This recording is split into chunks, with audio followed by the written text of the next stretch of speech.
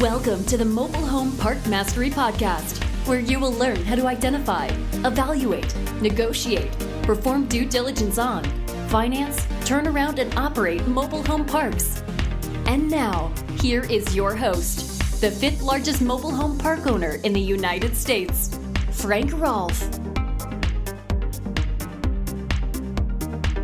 When I got into the mobile home park business back in the 1990s, there were only three population classifications in America. You had urban, which is the good old heart of the city, formulated in the 1800s, back when America industrialized. And then you've got suburban, which is the ring of residential communities surrounding that urban core. And then you have rural. But now we've added two more classifications to the American lingo, and these have some of the best opportunities for mobile home park buyers. This is Frank Rolfe, the Mobile Home Park Mastery Podcast.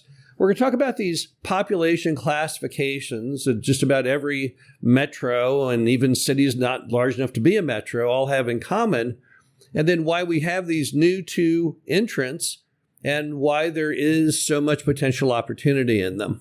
So America was originally just one kind of population, right? We were all farmers. We were agricultural. People lived on the farm. They spent their whole life on the farm. They died on the farm. Sometimes they got married and moved to another farm. But back in the early days, that's all there was. It was just all a farming nation.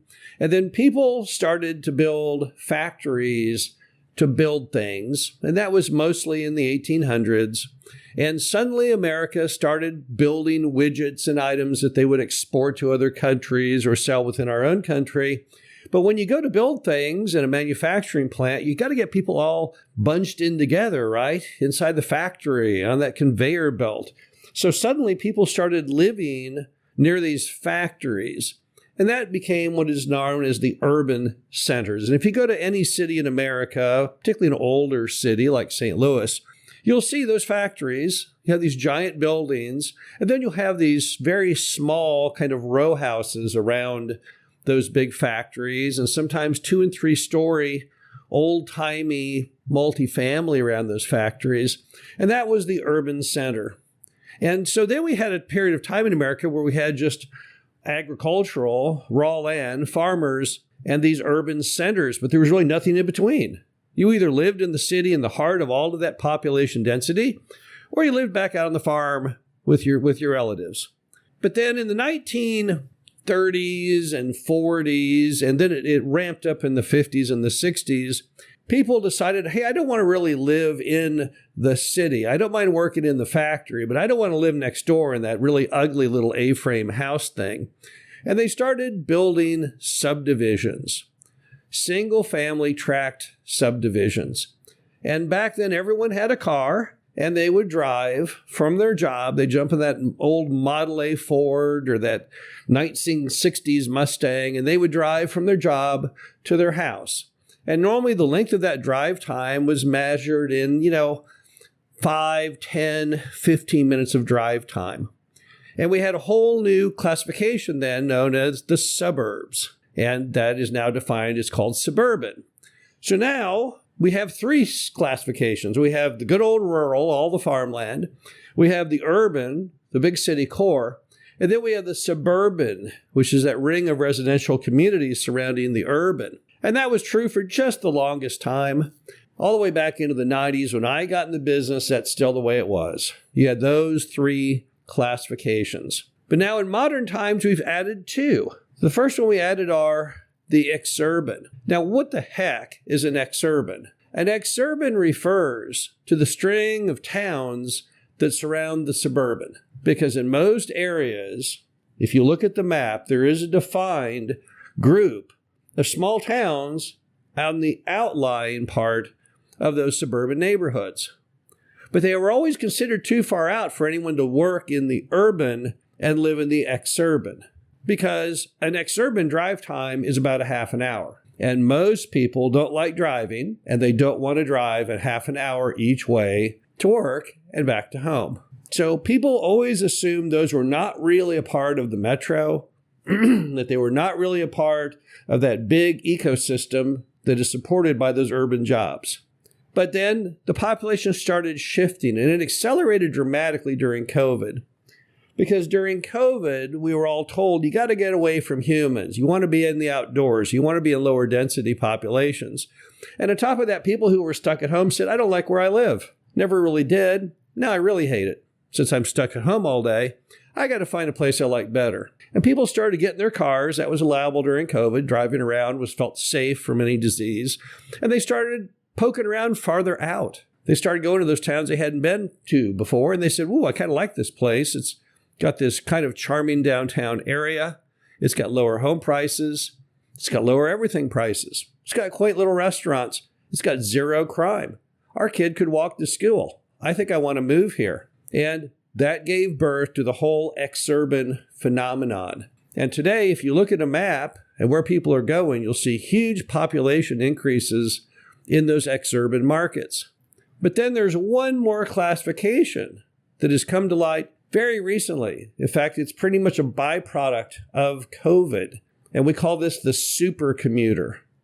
Now, the super commuter is the person who is willing to drive from their job in the urban core out about an hour each way. So it's those little towns on the fringes beyond the exurban. So to visualize this again, you have the urban, then you have the suburban, then you have the exurban, then you have the super commuter, and then we have back to rural again. So we jump from 3 classifications to 5. Now, we all knew for the longest time, even in the 90s, we all knew urban, suburban, and rural. And everyone avoids rural because rural is really defined as an area where there's just no jobs, and that equates to very low single-family home and multifamily pricing. So it's hard to make a mobile home park work there. There's just no people to appeal to. And if you found anyone, there wouldn't be any money in the business because you couldn't get any kind of money on your lot rent. So we've always shunned rural. All park owners have. But now we've doubled. We've got 100% increase in the types of communities where you've got the correct amount of population and home prices to support mobile home parks. But the key item is no one's really been working these exurban and super commuter markets. Everyone just looks at the urban and the suburban and they stop. In fact, if you look at the metro maps that have been drawn up by the U.S. government, they typically exclude these exurban and super commuter markets because they're so new. They weren't there when the government made their algorithm to define metro, so they've just been left off. And because these markets were never really worked, you can go in to them and find park owners who really have had very little contact from other buyers in the past. And most importantly, are willing to sell those parks very reasonably because they don't realize that they're important now. They think they're still the very, very poor, distant stepchildren of the urban and suburban classifications. We've bought parks and exurban markets at incredibly attractive pricing. You can often get seller financing on it. And all you have to then do is sit there in the path of growth and start raising your lot rents along with the market because all the market housing prices in these exurban markets are going up.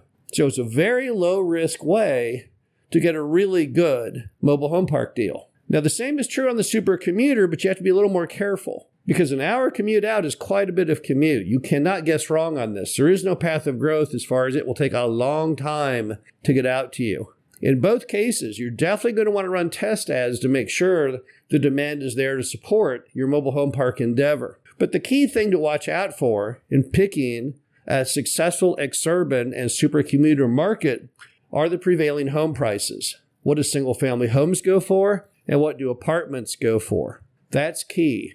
Remember that we're in the affordable housing business, so to be affordable, you have to be in comparison to homes that are not affordable. And mobile home parks always flourish when single-family and multifamily home prices are very high. But if you can find an exurban market or a super commuter market that reflects demand in the form of high home prices, which you can easily pull off of bestplaces.net or any number of sites, you could then have a market that's not only a real winner, but one in which the pricing will be very low because mom and pop are not aware of this new phenomenon, potentially get seller carry. And some of those deals that people are buying today in those exurban and super commuter markets may be the most profitable deals of 2026. This is Frank Rolfe from Mobile Home Park Mastery Podcast. Hope you enjoyed this. Talk to you again soon. Thank you for listening to the Mobile Home Park Mastery Podcast. Be sure to visit us at mhpmastery.com to subscribe to the show, read our show transcriptions, and access all of our great information on mobile home park investing.